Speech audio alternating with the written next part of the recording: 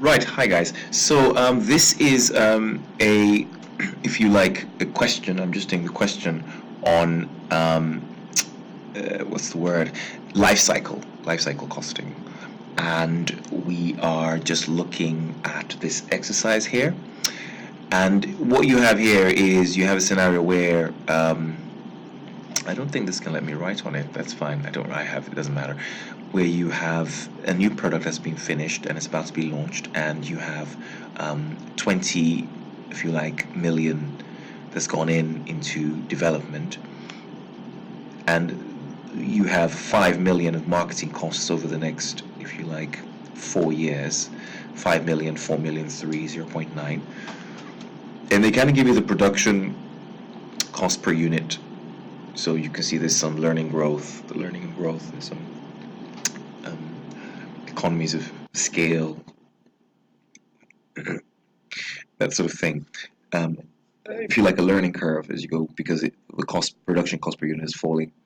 Now, the question here is, what we're trying to find is, we're trying to find an average cost, because there's some confusion.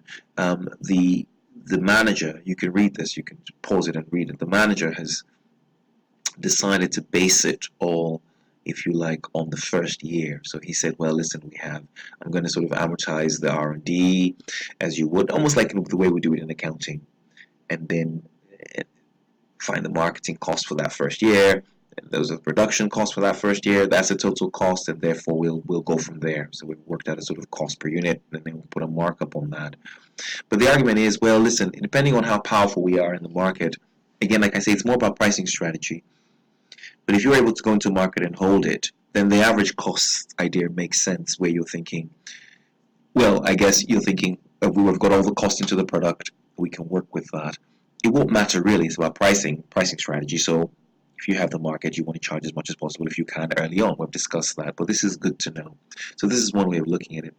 But the life cycle costing technique argues that you think about the full cost over the entire 4-year period. So it sort of says, okay, take the R&D, add up all the marketing. To be fair, there's a flaw here already in terms of the time value of money, but let's just go with it.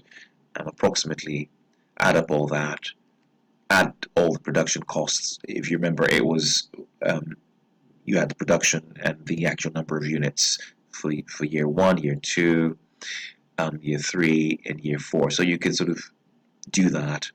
You can see you have all that, and you have your total life cycle cost, and then now divide that by all the units over the full period, which is what I highlighted earlier on. This is not something we do often, and then we can find a kind of cost per unit. So we now have £2.50. The suggested launch costs are 11, from which we'll go with. But again, like I said, it very much depends on strategy. We know at least that on average, if we were to last for 4 years, who knows? I don't know what product is involved here. You might not last for that long, but if you could, you have that as a benchmark. So anything greater than, you pick your figure really from here, depending on the market. But you cannot go below £2.50, because you won't be able to cover those costs. You want to go much higher anyway, depending again on all the strategies we discussed. So that's that. I think I'll end it here so that I could do a completely separate video on target costing. Okay, great stuff.